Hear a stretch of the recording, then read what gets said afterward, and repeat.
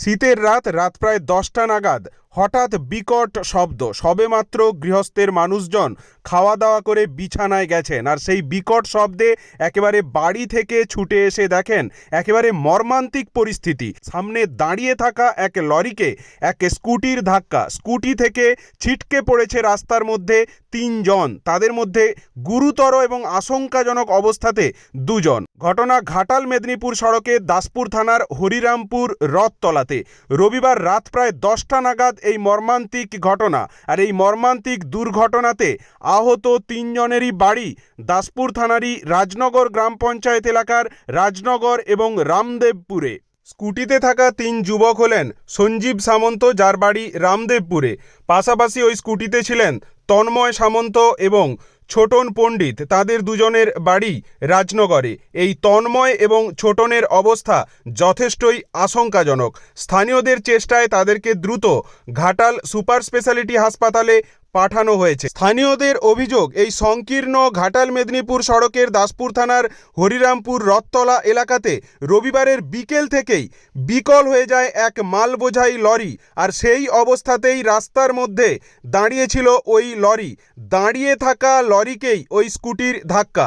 রাতের অন্ধকারে ওই লরিতে কোনো ধরনের ইন্ডিকেটর ছিল না, কোনোভাবেই বোঝা যাচ্ছিল না এই সামনে লরি দাঁড়িয়ে আছে।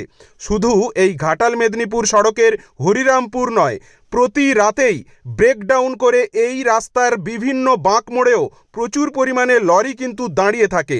কোনোভাবেই দ্রুততার সাথে তাদের কিন্তু এই রাস্তা থেকে সরানোর কোনো ধরনের ব্যবস্থাই হয়নি ওই লরি মালিক কর্তৃপক্ষ বা পাশাপাশি প্রশাসনের তরফে। এখন দেখার আরও সচেতন হয় কিনা প্রশাসন। অন্যদিকে দুর্ঘটনার খবর পেয়ে দ্রুত ঘটনাস্থলে পৌঁছেছে দাসপুর থানার পুলিশ। এদিকে এই দুর্ঘটনার জেরে ব্যাপক উত্তেজনার সৃষ্টি হয়। 2 যুবককেও আটক করা হয়েছে। তারা এই দুর্ঘটনার মাঝেই ঝামেলার সৃষ্টি করছিল বলে অভিযোগ। ঘটনাটা হচ্ছে, আমরা শুয়ে পড়েছিলাম, খাওয়া দাওয়া করে খেলা দেখতে গিয়েছিলাম, সামনে খেলা আছে। হঠাৎ করে একটা কি বিকট আওয়াজ, সেই আওয়াজটা বিকট মানে বিরাট আওয়াজ হয়েছে। তারপরে ঘর থেকে সেই ওদেরই একজন ডেকে ডাকতে গেছে আমাদের বাড়িতে, সামনেই বাড়ি আমার, ডাকতে গেছে, এসো না গো জল নিয়ে এসো না। আমরা সব ছুটে চলে এসেছি 3-4 জনে। দিয়ে এসে দেখছি সব শুয়ে আছে, মানে গাড়ির তলায় পড়ে আছে। দিয়ে রক্তারক্তি অবস্থা, ডাক্তারখানা ছিল, ওখান থেকে জল ফল এনে চিকিৎসা করা হয়েছে, পাঠানো হয়েছে হাসপাতাল। আর হাসপাতাল পাঠানো হয়েছে। ওদের পরিচয় জানা গেছে? পরিচয় রায়নগরের ছেলে বলছে, অত পরিচয় আমি জানতে পারি। আপনার নাম? হ্যাঁ, আপনার নাম? আমার নাম কার্তিক ঘোষ।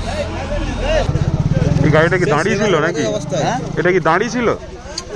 এই গাড়িটা দাঁড়িয়ে ছিল, আর আমি এখানে দাঁড়িয়ে মোবাইল ধরতেছি, আর ওই যে টর্চ জ্বেলে এখান থেকে, আর ওনারা স্পিডেও আসে না, আসতে করে মারপিট করতে কারো সাহায্য নেওয়া দরকার ছিল।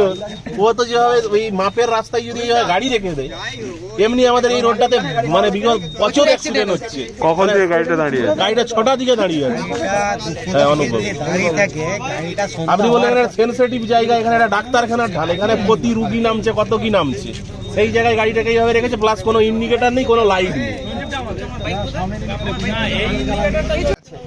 এমনি চলন্ত অবস্থায় গাড়ি ব্রেকডাউন হতেই পারে রাস্তার উপর, কিন্তু এই পেছনে সেই রেডিয়ামটাও দেওয়া নেই।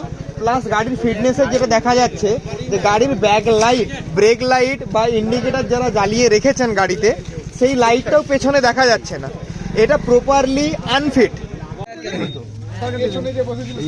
তোমার মালিক জানে গাড়ি খারাপ হয়েছে? হ্যাঁ, মালিক জানে, মিস্ত্রি এসেছিল তো।